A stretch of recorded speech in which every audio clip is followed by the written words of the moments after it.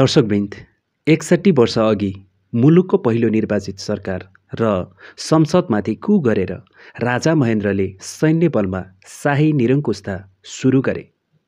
कुरा हो जनताको पीर मर्का र बाधा जस्ताको तस्तै रह्यो। जनताको दुखी दरिद्र हालतपट्टि यो मन्त्रीमण्डलको ध्यान सम्मान पनि गएन। उल्टो अधिकारको दुरुपयोग र सरकारमा गएका व्यक्तिहरूको बीचमा आपसी वैमनस्यबाट देशमा एक किसिमको अनिश्चितता र अस्थिरताको वातावरण खडा हुन गयो। माथिल्ला तहका व्यक्तिहरू नै भ्रष्टाचारमा प्रजातन्त्रवादीहरू जो बहुदलीय व्यवस्था एवं प्रजातन्त्र र गणतन्त्रमा विश्वास राख्छन् उनीहरूले पुस 1 गतेलाई कालो दिनका रूपमा चिन्ने गर्छन्। यसबाट देशको शान्ति खलबलिएको मात्र होइन कि नेपाल राष्ट्रको भौमिक तथा एकता र सार्वभौमिक सत्तामा पनि आघात पुग्ने आशंका देखा पर्न लाग्यो। त्यो दिनले देशमै पहिलो पटक स्थापित प्रजातान्त्रिक शासन व्यवस्थाको अन्त्य मात्रै गरेन, बरु मुलुकमा कायम रहँदै आएको शाहवंशीय राजतन्त्र अन्त्यको मार्गचित्र बनाउने आधार समेत स्थापित गरिदियो। धेरै मानिसहरू आजसम्म पनि भन्ने गर्छन् बीपी र राजा महेन्द्र मिलेर त्यो बेला प्रजातान्त्रिक शासन व्यवस्था चल्न पाएको भए देश धेरै अघि जाने थियो, देशमा विकास हुने थियो, साथै संवैधानिक राजतन्त्रको पनि अन्त्य हुने थिएन। 2015 साल अर्थात् 15 डिसेम्बर 1960 त्यो दिन धुम्म र न्यास्रो थियो। आकाशको तल तलसम्म बाक्लो बादलको पत्रले छोपिएको थियो। काठमाडौँ उपत्यकामा भने जाडो थियो र तापक्रम 0 डिग्रीमा पुग्न लागेको थियो।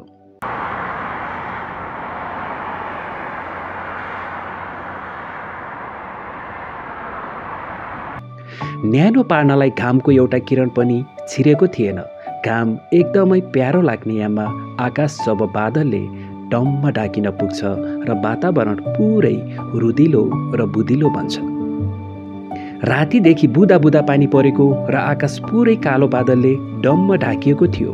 चिसो बतासले मुटु कमाउने र कुहिरोले गर्दा दृष्टि परसम्म फैलिन नपाउने अवस्था थियो।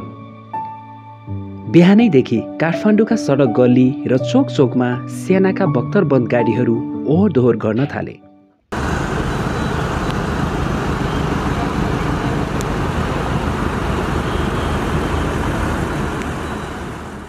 त्यो दृश्यले सम्भावित दुर्घटनाको सङ्केत गरिरहेको थियो।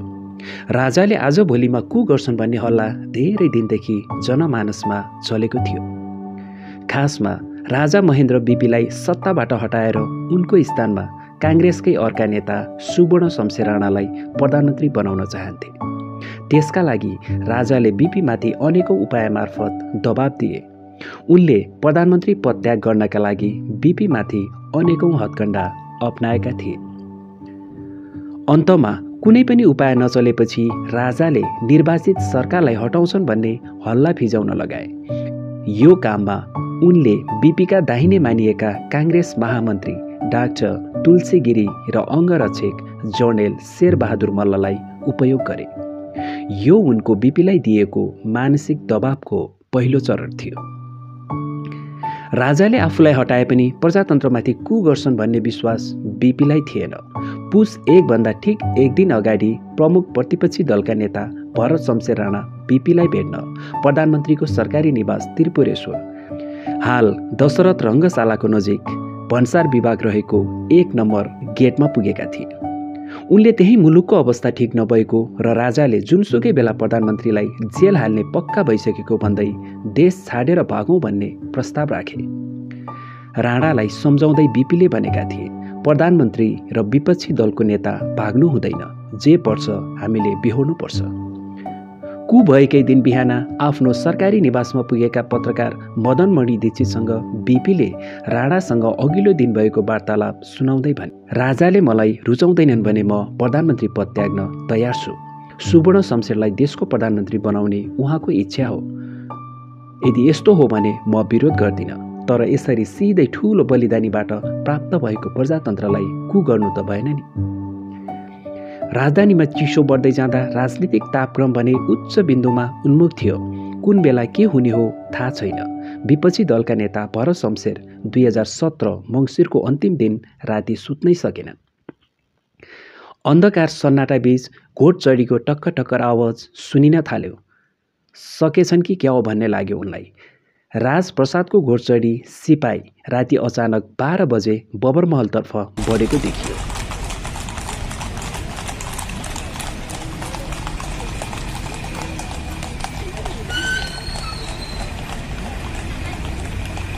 अन्धकार सन्नाटामा घोडचढी प्रतिपक्षी दलका नेता भरत शमशेर राणाको ढोक्कै अगाडि आएर टक्क अडियो। किन के को हतार पर्यो? राणा छक्क परे। दरबारको पत्र दिउँसो नपठाएर मध्यरातमै किन? उनलाई लाग्यो ल अब राजाले सकेछन् क्यारे। राजाले आज सिद्ध्याउँछन् कि भोलि भन्ने गजबको पृष्ठभूमिमा यिनै प्रश्नहरूको चापले हतारिएर उनी लिफाफा च्यात्न थाले। त्यहाँ लेखिएको थियो भोलि 3 बजे श्री 5 को दर्शन गर्न नारायणी दरबारमा हाजिर हुनुहोला। स्नेही निजी सचिव। दर्शन पाउँ सरकार भनेर बिन्ती पत्र नचढाएसम्म दरबारले बोलाउने कुनै चलनै थिएन। तर के हतार पर्यो र मध्यरातमा चिठी पठाएर भेट्न बोलाएको? राणा छक्क परे। बिहानै राणा दिल्ली उड्ने तर्खरमा थिए। बाहिर हेरे जतासुकै हुस्सुले ढपक्क ढाकेको दरबारको पत्रबारे सोच्दा सोच्दै उनी रातभर सुत्नै सकेनन्। पुस 1 को कुका योजनाकार पूर्व प्रधानमन्त्री तुलसी गिरीले गत जेठको अन्तिम साता बिहानै मस भनेका थिए। को हुन्छ भन्ने हामी केहीलाई थाहा थियो, तर मितिबारे राजा बाहेक कसैलाई सुईकोसम्म थिएन।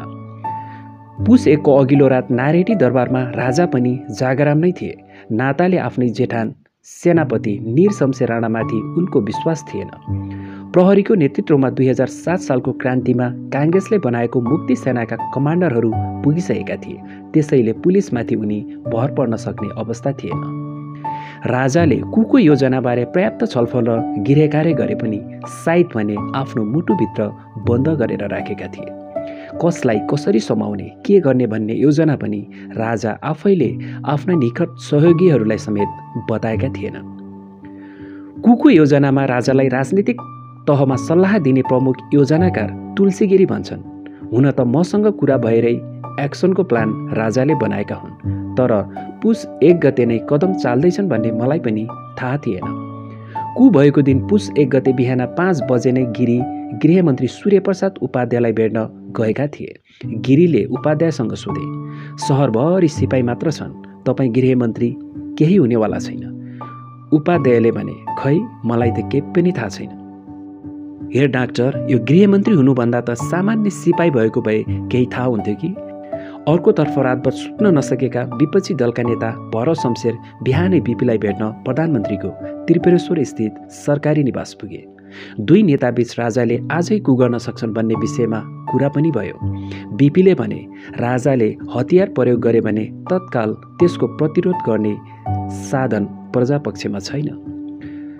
त्यस समयमा बिपीका भतिजा शेखर कोइराला शान्ता भवन स्थित हालको पाटन अस्पतालमा टन्सिलको उपचार गराउँदै थिए। पुस 1 गतेकै बिहान उनको अपरेसन हुँदै थियो। शेखर भन्छन्, बिहान बिपी बाबा अस्पताल आउनुभयो र त्यही उहाँले भन्नुभएको थियो आज राजाले समाउँछन् होला। अर्कोतर्फ राजाले राजनीतिक षड्यन्त्रको सम्पूर्ण योजना तयार गरेपछि पुस 1 गते बिहान मात्र सेनापति नीर शमशेर राणा र प्रहरी प्रमुखलाई बोलाएर आफू मुलुकको शासनभार हातमा लिने निष्कर्षमा पुगेको सुनाएका थिए। उनले भने, तिमीहरू सहयोग गर्ने भए गर, नत्र दरबारको सेनालाई नै यो काम गर्नेछ।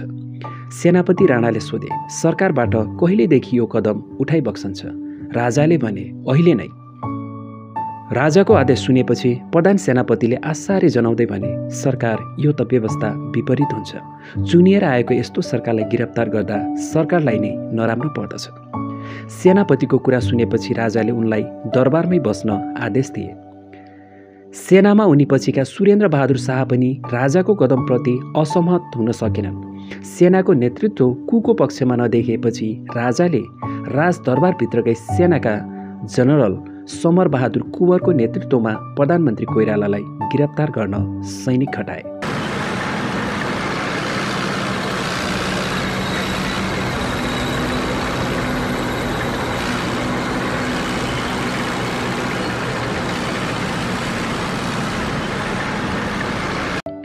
त्यो दिन थापाथली उकालो स्थित तुङ शमशेर राणाको दरबारमा तरुण दलको महाधिवेशन सुरु हुँदै थियो।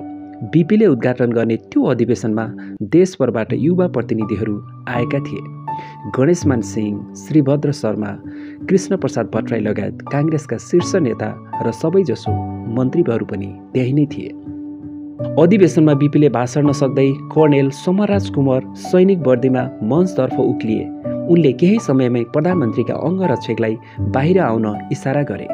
त्यसपछि सेनाले सम्मेलन स्थल घेरिहाल्यो अनि प्रधान सेनापतिको रोलमा रहेका शाही सेनाका दोस्रो तहका जर्नेल सुरेन्द्र बहादुर शाह मञ्चमा उक्लिए र प्रधानमन्त्रीलाई स्यालुट ठोके। अनि सुरुमै प्रधानमन्त्रीको सुरक्षाका लागि खटिएका बडीगार्डको रिभल्भर कब्जामा लिए। यो दृश्य देख्न बित्तिकै गृहमन्त्री सूर्य प्रसाद उपाध्यायले भने, ल सकियो अब। उनले प्रधानमन्त्री बीपीलाई भने, देख्नु भएन तपाईँको बडीगार्डको पेस्टोल खोसेको? मञ्चमा रहेका बीपीले 15 सेकेन्ड जति कुनै प्रतिक्रिया दिएनन्। त्यसपछि जर्नेल शाहले उहाँलाई पनि भनेर अनि गणेशमान सिंह र कृष्णप्रसाद भट्टराईतिर औँला देखाए। मञ्चमा रहेका महामन्त्री श्रीभद्र शर्मालाई तपाईँहरू सभा चालु राख्नुहोस् भनेर बीपी बाहिरिए। त्यो दिनको स्मरण गर्दै गणेशमान सिंहले भनेका छन्, deputy commander in chief Surendra Bahadur शाहको ओठमुख सबै सुकिसकेको थियो। उनलाई समर बहादुरको आदेशमा खटाइएको थियो। समर बहादुरले जसलाई गिरफ्तार गर्न भन्यो, शाह उनीहरूलाई जीपमा बस्न अनुरोध गर्दै थिए। थापाथलीबाट गिरफ्तार गरिएका बीपी, गणेशमान, सूर्य प्रसाद र कृष्ण प्रसाद चारैजनालाई एउटै मोटरमा राखेर सिंहदरबार लगियो। बीपीलाई सिंहदरबार स्थित बिलियार्ड हल र मन्त्रीहरू गणेशमान सिंह, सूर्य प्रसाद उपाध्याय र सभा कृष्ण प्रसाद भट्टराई लगायतका अन्य नेतालाई अर्को कोठामा राखियो। अपराह्न 3:30 बजे शाही घोषणा भयो। शान्ति सुरक्षा कायम गर्ने जस्तो हरेक सभ्य सरकारको प्राथमिक कर्तव्य पनि पूरा गर्न सकेन। अनि हेलिकप्टरबाट शाही घोषणाको पर्चा देशभर छरियो। 18 महिना अघि भएको संसदीय चुनावमा 2/3 बहुमतबाट निर्वाचित सरकारलाई अपदस्थ गरियो। राजा आफैले शासन सत्ता चलाए। भनिन्छ राजनीतिमा कोही कसैको स्थायी मित्र र शत्रु हुँदैन। राजा र बीपीको सम्बन्ध पनि त्यस्तै रह्यो। पूर्व प्रधानमन्त्री तुलसी गिरीले पुस 1 को कदम उठाउनु पर्ने कारण बनाउँदै मिडियासँग भनेका छन्, राजा महेन्द्र र बीपी बीच व्यक्तित्वको टकराव थियो, सिद्धान्तको होइन। बीपीले आफूलाई जी हजुरी गरून् भन्ने अपेक्षा गर्दथे राजा। तर बीपीबाट त्यस्तो व्यवहार असम्भव थियो। बीपी सार्वभौम सत्ता जनतामा हुनुपर्छ भन्ने मान्यता राख्थे। राजा आफूलाई देवताको अवतार ठान्थे र राज्य शक्तिको स्रोत आफूमा निहित छ भन्ने मान्यता राख्दथे। त्यो झगडा राजा र बीपी बीचको भन्दा पनि शासन शक्तिको स्रोत जनता हुने कि राजा भन्ने मुद्दाको थियो। राजाको सचिव समेत रहेका ईश्वरमान श्रेष्ठले आफ्नो आत्मकथामा राजा महेन्द्र र बीपीको सम्बन्धबारे भनेका छन्, राजा बीपीको भावना र विचारको कदर गर्थे भने कार्यशैलीको विरोध गर्थे। बीपीको व्यक्तित्वबाट भारतीयहरू झस्केका थिए। भारतीयहरू बीपी निर्वाचित प्रधानमन्त्री भएकोमा खुसी थिएनन् र राजालाई सहयोग गरेका थिए। राजा महेन्द्र बीपीलाई अपदस्थ गरी शासन सत्ता आफ्नै हातमा लिँदा पनि बीपीलाई मात्र परिवर्तन गरी निर्वाचित सरकार राख्न चाहन्थे। धेरै पटक राजाले विश्वेश्वरसँग कुरा गर्न चाहे, तर बीपी झुक्दै नझुक्ने। त्यसैले त्यो राजा र बीपीको व्यक्तित्वको लडाईँ थियो र राजाले उनलाई कारावासको सजाय दिए। पञ्चायती व्यवस्था लागू गरेपछि उनले तुलसी गिरी, सूर्यबहादुर थापा, कीर्तिनिधि बिष्ट आदिलाई प्रधानमन्त्री बनाए। तर कुनैबाट पनि त्यति सन्तुष्ट हुन सकेनन्। त्यसैले त 2028 सालमा स्वर्गवास हुनु अघि नै उनले भनेका थिए, मैले धेरैलाई प्रधानमन्त्री र मन्त्री बनाए, तर विश्वेश्वर जस्तो योग्य र दुनियाँलाई देखाउन लायकको प्रधानमन्त्री अर्को हुन सकेन। यसरी राजा महेन्द्रले देशको सम्पूर्ण शासन व्यवस्था आफ्नो हातमा लिएका थिए। उनले निरङ्कुश पञ्चायत व्यवस्था करिब 30 वर्षसम्म निरन्तर अविरल रूपमा चलाएका थिए। राजनीतिक दलका नेताहरू कोही जेलमा थिए त कोही भारतका विभिन्न ठाउँमा निर्वासित जीवन बिताउँदै थिए। हवस् त साथीहरू, आजको जानकारीमूलक विषयवस्तु तपाईँलाई कस्तो लाग्यो? भिडियो मन परेको खण्डमा एक लाइक अवश्य गर्नुहोला। साथै आफ्ना लागेका जिज्ञासाहरू कमेन्ट बक्समा गएर व्यक्त गर्नुहोला। यस्तै रोचक ऐतिहासिक विषयवस्तु र अन्य जानकारीका लागि हाम्रो च्यानललाई सब्स्क्राइब गरी बेल आइकनलाई थिच्न नबिर्सनुहोला। यति अनुनय गर्दै अहिलेलाई हामी छुट्टिन्छौँ। नमस्ते, जय नेपाल।